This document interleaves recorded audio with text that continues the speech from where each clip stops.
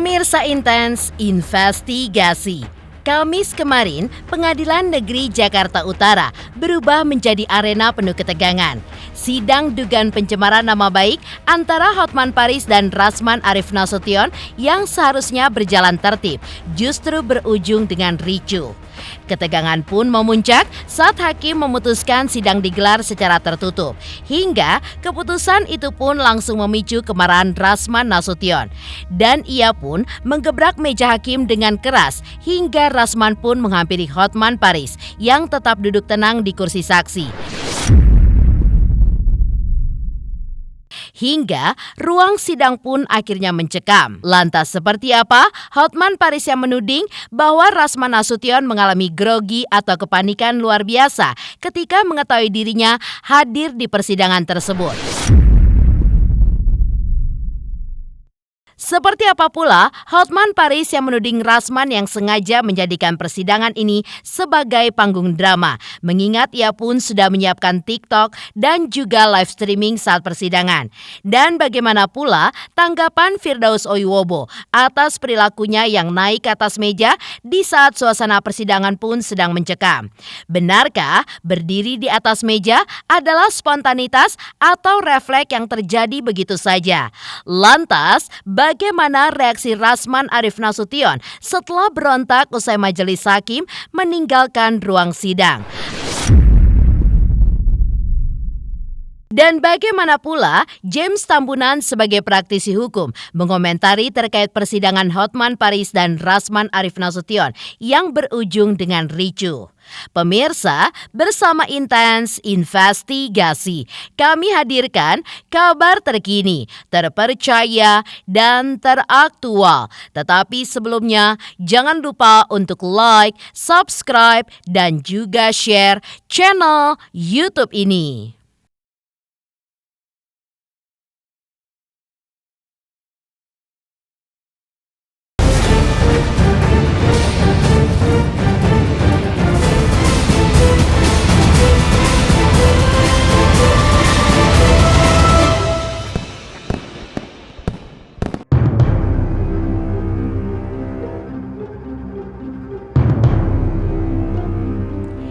Ya, kemarin, Kamis 6 Februari 2025, Pengadilan Negeri Jakarta Utara menjadi saksi ketegangan luar biasa dalam persidangan kasus dugaan pencemaran nama baik antara dua pengacara kondang Hotman Paris Hutapea dan Rasman Arif Nasution.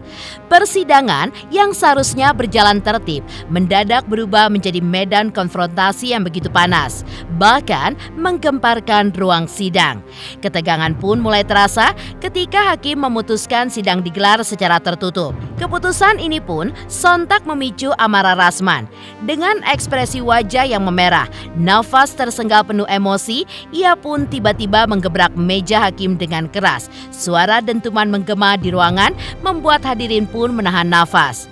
Tak berhenti sampai di situ, Rasman yang tampaknya kehilangan kendali langsung berdiri dan melangkah menuju Hotman Paris yang duduk tenang di kursi saksi. Dengan gestur agresif dan penuh amarah, namun Hotman Paris pun tidak bergeming. Duduknya pun tetap tegap, seakan tidak terusik dengan ledakan emosi di depannya. Suasana pun semakin memanas ketika tiba-tiba saja Rasman pun diduga akan melayangkan sebuah tindakan buruk ke arah Hotman. Hingga kejadian ini pun sontak membuat sidang berubah menjadi kacau balau. Sejumlah orang pun bergegas masuk ke dalam ruang sidang untuk melerai. Dan berujung, Hotman Paris langsung diamankan dan digiring keluar ruang sidang di tengah teriakan dan juga ketegangan yang kian memuncak. Sementara itu, Rasman Nasution pun semakin kalap. Ia pun mengamuk, "Tidak usah sidang, saya tidak takut masuk penjara." Hingga suaranya pun menggema di ruangan, membuat suasana pun semakin mencekam.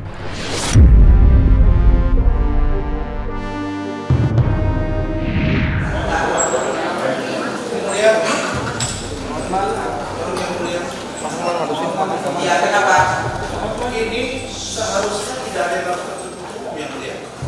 Karena chattingan ini sudah beredar di mana-mana dan saudara Hotman ini sudah bicara di mana-mana dan kasus Vina Eki juga ada kaitannya dengan pelecehan seksual, bahkan dibunuh. Tolong yang adil yang mulia. Kami minta supaya media meliput secara live yang mulia.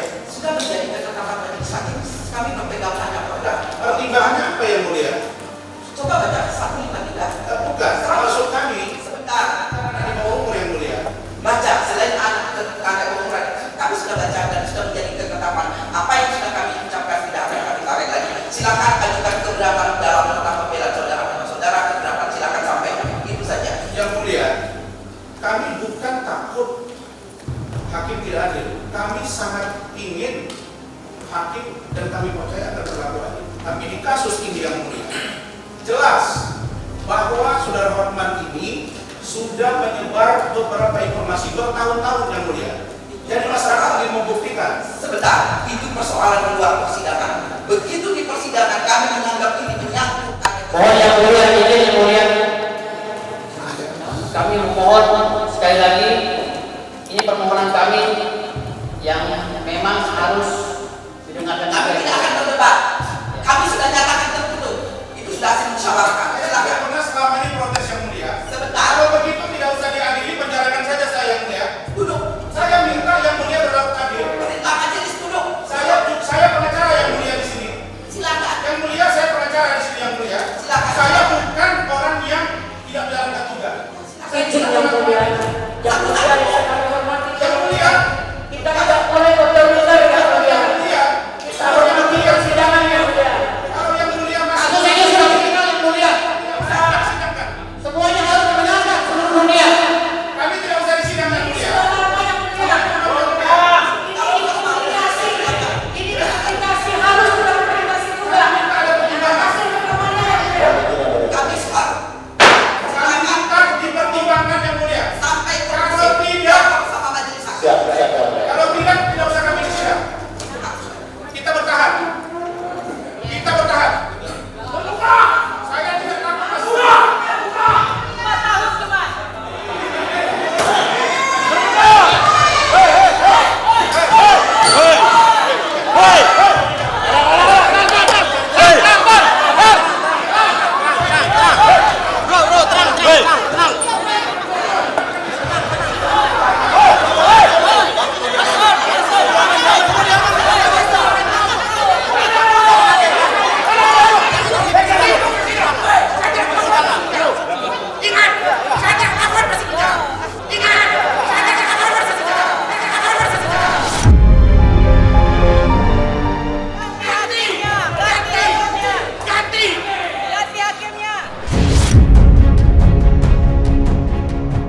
Usai ketegangan di ruang sidang, Hotman Paris pun angkat bicara dan mengungkapkan sebuah fakta mengejutkan. Dengan nada tajam dan penuh keyakinan, Hotman Paris pun menuding bahwa Rasman Nasution mengalami grogi atau kepanikan luar biasa ketika mengetahui dirinya hadir di persidangan tersebut. Mengingat jika Hotman tidak hadir, kasus tersebut bisa batal karena Hotman adalah saksi pelapor. Namun, bukan hanya itu yang membuat persidangan pun semakin kontroversial. Hotman Paris juga mengklaim memiliki bukti yang kuat bahwa Rasman telah melakukan fitnah terhadap dirinya. Semua bukti pun sudah ia siapkan untuk menegaskan bahwa Rasman tidak bisa mengelak dari jeratan hukum. Yang lebih mengejutkannya lagi, Hotman Paris pun juga menuding Rasman sudah menyiapkan TikTok dan juga live streaming untuk menjadikan persidangan ini sebagai panggung drama. Menurutnya, Rasman sengaja ingin persidangan ini terbuka agar bisa menggiring materi persidangan sudah masuk ke tahap saksi dan juga menyangkut asusila, di mana berdasarkan KUHP, hakim pun berwenang untuk memutuskan sidang secara tertutup, terutama jika ada materi sensitif yang tidak bisa diekspos ke ruang publik. Oleh karena itu, Hotman pun mengecam keras sikap Rasman yang mencoba memaksa hakim dan melawan ketetapan hukum. Lebih lanjut, Hotman Paris pun juga mengajukan permohonan resmi kepada Ketua Pengadilan Negeri Jakarta Utara agar menjatuhkan sanksi keras terhadap Rasman dan juga Firdaus Oiwobo. Mengingat tindakan Firdaus yang menaiki meja persidangan dan menginjak-injak meja hakim adalah sebagai bentuk penghinaan terhadap peradilan di Indonesia dalam sejarah peradilan di Indonesia.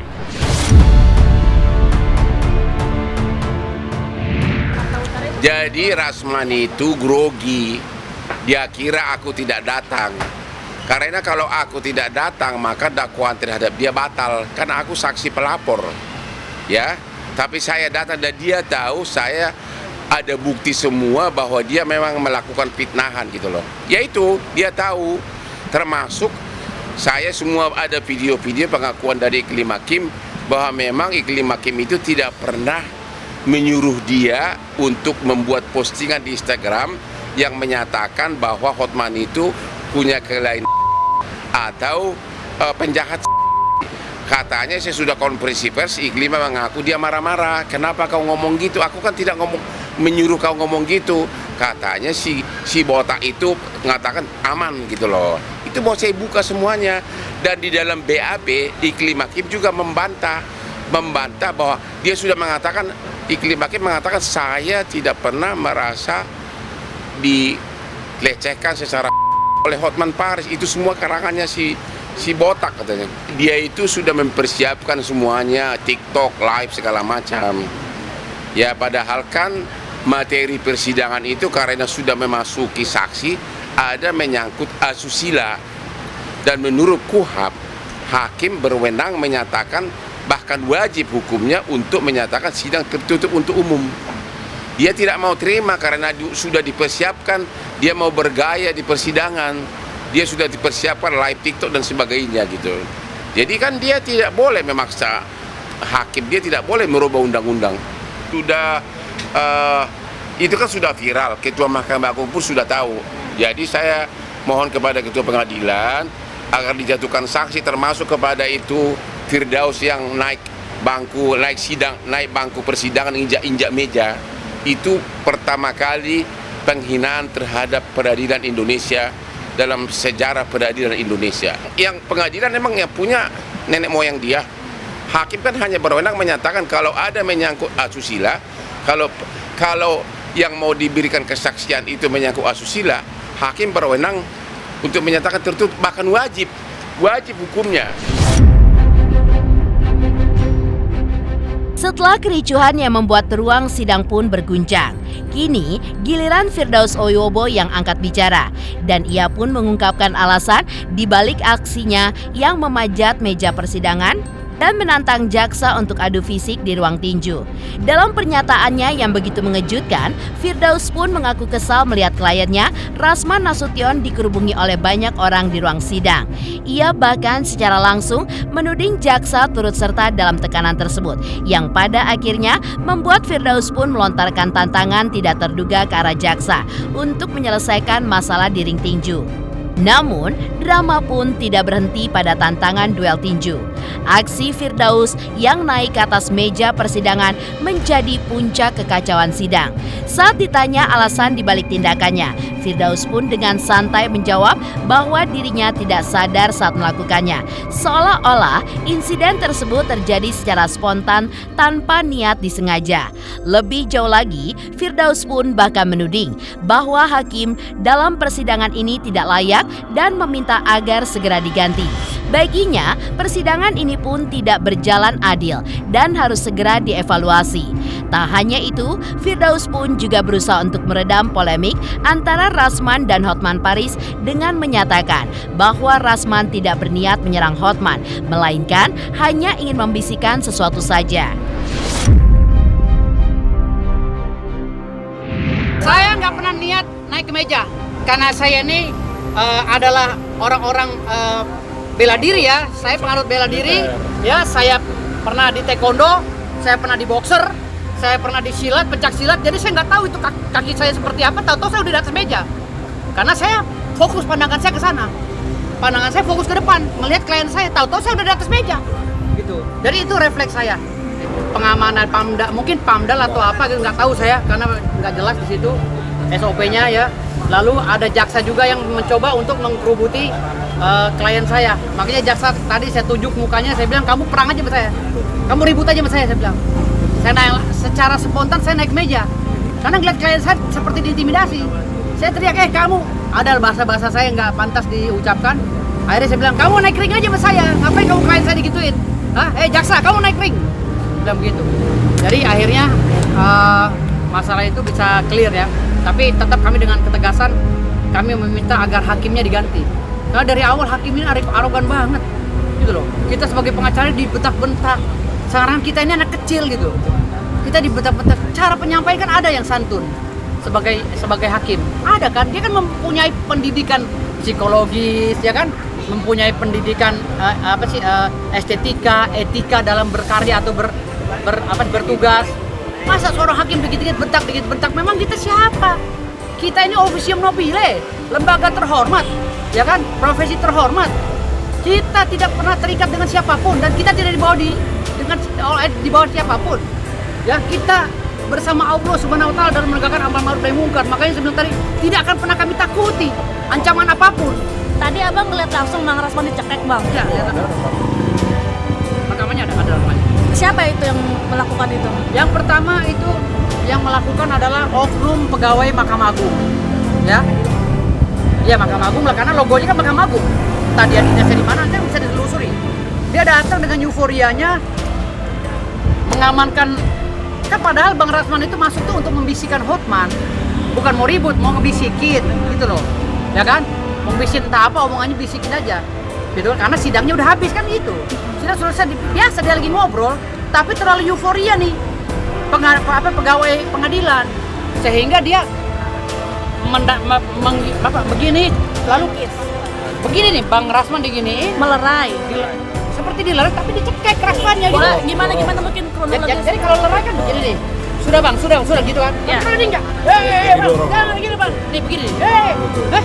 Melihat klien saya diginiin, ntar dulu lu. Gue pengacara Ribodabo, gue sikat sekalian. Nggak apa-apa, saya nggak peduli sama netizen.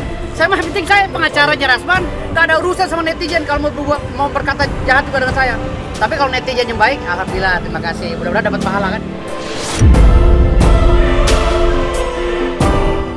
Hotman Paris juga belak-belakan mengaku tidak mengenal Firdaus Oiwobo, sosok yang terlibat dalam kericuan persidangan.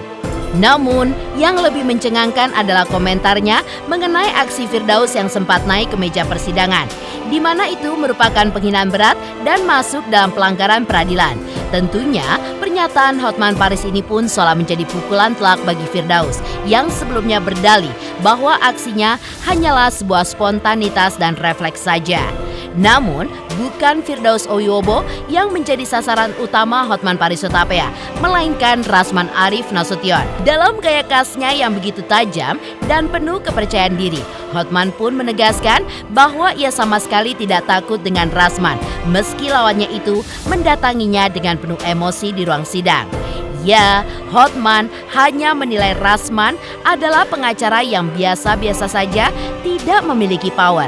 Yang tentu saja Hotman pun juga menganggap Rasman bukanlah sebagai ancamannya. Namun, pernyataan paling pedas pun datang saat Hotman menyindir Rasman dengan perumpamaan yang begitu mencengangkan, di mana Rasman layaknya seorang emak-emak di kampungnya pada 50 tahun yang lalu. Dan di balik ketegangan yang terjadi, Hotman pun juga menegaskan bahwa ia pun tetap tenang dan memilih untuk menggunakan strategi hukum yang matang untuk menghadapi Rasman. Siapa itu? Saya nggak kenal itu tampangnya itu orang naik ke atas meja itu kan menghina, dia cari makan di situ. Udah pelanggaran penghinaan terhadap peradilan. Enggak, gua nggak sok, malah gua ketawa-ketawa. Jadi semua tadi netizen di IG gua pada, kok kamu tenang banget sih, karena gua datang sidang dia kawan-kawan. Nggak, kayak gua kan. Ngapain orang si botak si gendut kayak gitu ditakutin? Apa? Itu kan cuma perantau di ibu kota sini. Cuma pengacara biasa, nggak punya power, nggak punya apa-apa. Apa yang ditakutin? Dia mau bikin peradilan cara berperkara kayak emak-emak di kampung nenek dia 50 tahun lalu. Itu membuat klien akan kabur dari dia. Siapa yang mau jadi klien dia kalau begitu? Tapi kalau kita kan tenang, pakai otak, analisa baru tenang gitu. Dengan ketenangan saya tadilah yang memukul tamparan terhadap reputasi dia. Semua pada bilang tenang, karena di belakang saya pun ada puluhan pengawal saya, tapi saya suruh tenang. Nggak ada yang ditakut dari si gendut kayak gitu.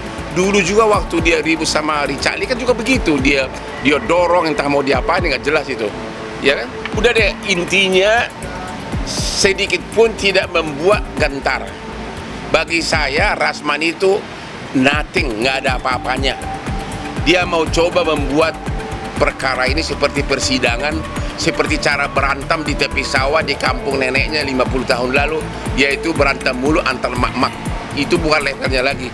Makanya saya anggap remeh tadi sama dia. Itu gertakan mak-mak. Mak-mak, tau nggak mak-mak? Kalau gertakan pada naga nggak kayak gitu, langsung ya. Kalau gertakan mak-mak kayak gitu, kayak di pasar impres, berantem mulut, cekengesan gitu loh. Ya kalau gua mah tenang.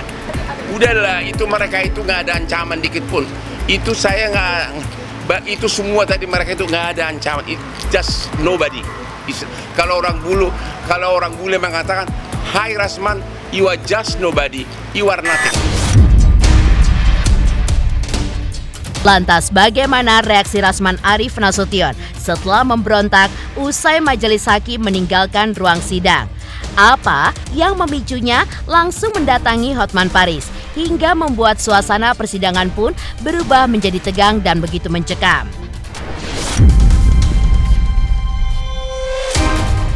Selamat untuk Intens Investigasi karena sudah mencapai 3 juta subscribers di YouTube. Sukses selalu and all the best.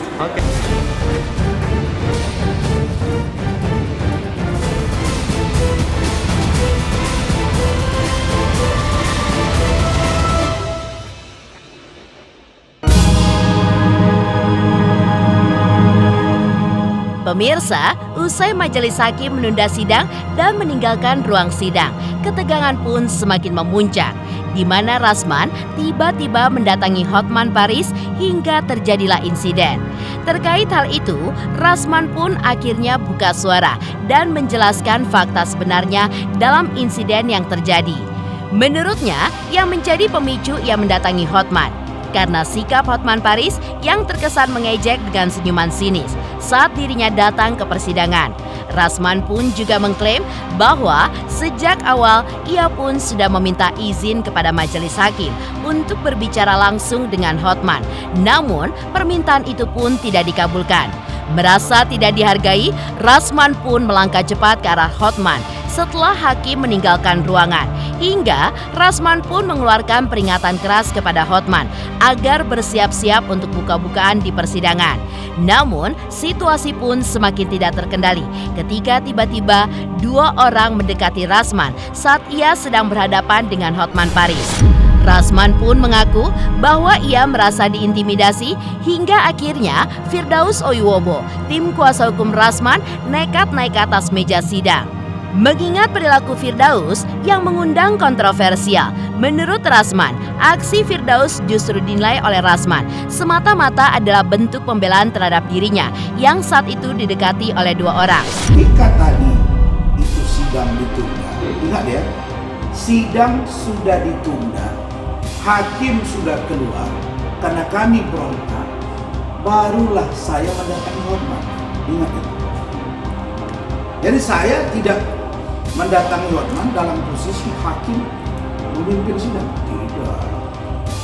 Artinya sudah selesai. Dia tunda, dia skor, ya saya bebas dong. Nah, saya lihat Hotman di situ cengar-cengir. Pertama kali saya tegur, yang mulia itu ada yang berkacamata hitam. Dia senyum, kayak ngejek. Dan saya kalau kena cermati tadi, saya sudah minta izin ke hakim. Yang mulia, tolong izinkan saya mau bicara dengan Hotman. Ada yang mau saya sampaikan langsung ke telinga dia. Itu tidak kami kabulkan, kata si ketua itu. Ya sudah. Nah, ketika saya lihat dia sudah menunda sidang, kemudian Hotman sedikit agak cengengesan, kemudian saya juga mau tanya ke dia. Makanya saya datang, saya pegang baunya. Hotman, siap-siap kau ya, kita buka-bukaan di persidangan ini. Itu. Saya mau ngomong. Tiba-tiba datang 2 orang pakai baju batik, dorong saya, dan dia lihat belakang rame, spontan. Ini meja tinggi segini, perut di sini, anggota saya banyak, tapi ada 10 orang. Kira-kira kalau mau bantu saya, apa yang harus dia lakukan? Dia lompat, dia naik ke meja, tapi begitu dia lihat sudah terkendali, dia turun. Oh, sekarang cuap-cuap di media. Kok ada ya orang macam ini nggak tahu malu? Harga diri kau Tuhan udah nggak ada. Udah nggak ada. Kalau jago itu tadi harusnya dia bilang, iya saya siap. Kita siap pun bila perlu di luar habis sidang ini kita main di luar. Saya masih tunggu dia. Begitu keluar malah cuap-cuap. Sekarang minta, oh Tuhan, rekan saya Otto Hasibuan, jangan kasih dia sidang. Siapa kau rupanya? Banyak, ini sudah viral. Ya saya siap berdebat dengan siapapun bahwa saya menegakkan hak saya dan saya tidak melakukan penganiayaan dan saya bertanggung jawab secara penuh dengan tindakan saya. Dan Firdaus jelas dia membela saya dan dia spontan naik ke meja karena dia berada di balik meja.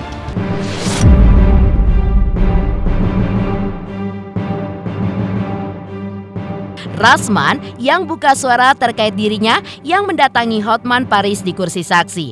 Hotman Paris pun juga menanggapi terkait Rasman yang diduga membawa rombongan preman ke dalam persidangan yang berlangsung kemarin.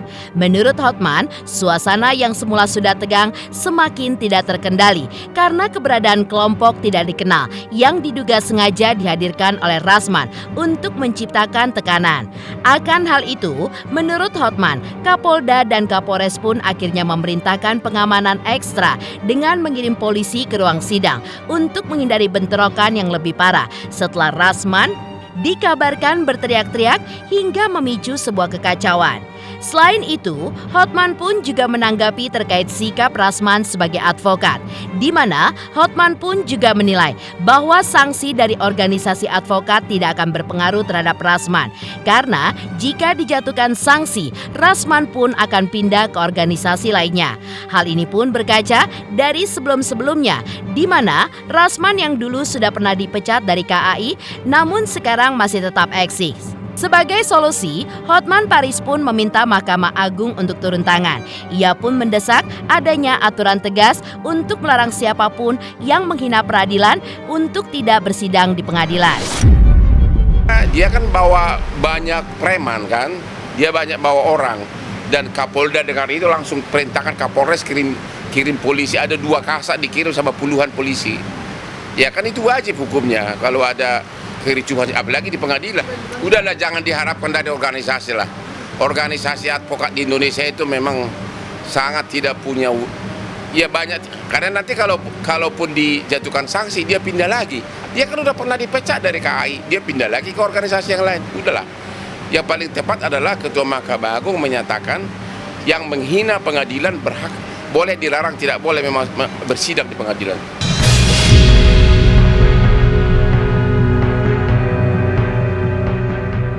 Lalu, seperti apa pula James Tambunan sebagai seorang praktisi hukum mengomentari terkait persidangan Hotman Paris dan Rasman Nasution yang berujung dengan ricuh.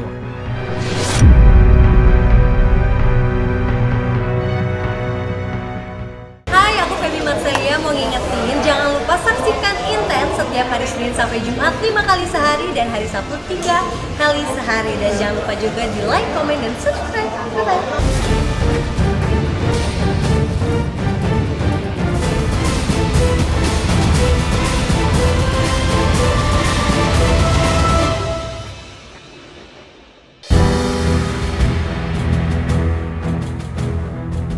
Gegernya persidangan antara Hotman Paris dan Rasman Arif Nasution kini menjadi perhatian banyak pihak.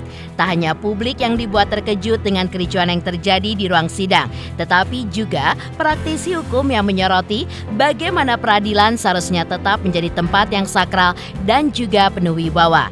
James Tambunan, seorang praktisi hukum, akhirnya angkat bicara. Menurutnya, apa yang terjadi dalam sidang tersebut sangatlah memprihatinkan dan juga mencoreng dunia peradilan di Indonesia. Lebih lanjut, James juga mengingatkan bahwa siapapun yang bertindak semena-mena dan tidak menghormati jalannya persidangan atau bahkan bertindak barbar bisa dijerat dengan pasal 217 KUHP, di mana pasal ini pun mengatur tentang sanksi bagi siapa saja yang mengganggu jalannya persidangan dengan ancaman hukuman yang tidak main-main. Setelah saya melihat dan mencermati fakta persidangan tadi yang berlangsung di Pengadilan Negeri Jakarta Selatan, saya sangat menyesalkan itu kenapa bisa terjadi. Karena persidangan itu adalah sakral. Setiap orang harus hormat dan taat terhadap tata tertib persidangan. Makanya kalau ada potensi untuk ribut atau tidak tertib, biasanya panitera akan membacakan tata tertib persidangan. Itu yang menjadi norma mengikat kepada setiap orang, baik itu pihak-pihak yang berperkara, pengunjung persidangan, dan hakim. Semua itu ada kontrolnya di hakim. Disinilah kelihatan nanti wibawa pengadilan itu, peradilan itu seperti apa, yang dikontrol oleh ketua majelis hakim di situ. Nah, kalau terjadi seperti tadi, saya melihat ini adalah contempt of court. Apa itu contempt of court? Adalah berperilaku tidak patut terhadap pengadilan. Ancaman hukumannya ada di pasal 217 KUH pidana. Ada ancaman hukumannya. Kalau kita bicara tentang pidana, maka semua orang yang hadir di ruang sidang itu harus tunduk dan taat hormat kepada persidangan. Nah, saya melihat itu tadi, sikap tidak hormat itu dengan barbar dipertontonkan. Saya sebagai advokat juga dan sebagai praktisi hukum sangat menyesalkan itu. Tidak boleh terjadi. Kita harus taat kepada aturan yang ada dan hormat. Jangankan yang di dalam persidangan, yang di luar pun tidak boleh mengganggu jalannya persidangan. Makanya kita selalu dilarang tidak boleh membawa HP, tidak boleh hidup, tidak boleh bercakap-cakap di dalam persidangan. Baik Anda sebagai wartawan pun, Anda boleh meliput tetapi non suara. Itu saking kita hormatnya kepada persidangan tersebut. Jadi sangat disayangkan itu. Jadi bagi siapapun yang hadir di situ mestinya tunduk kepada tata tertib.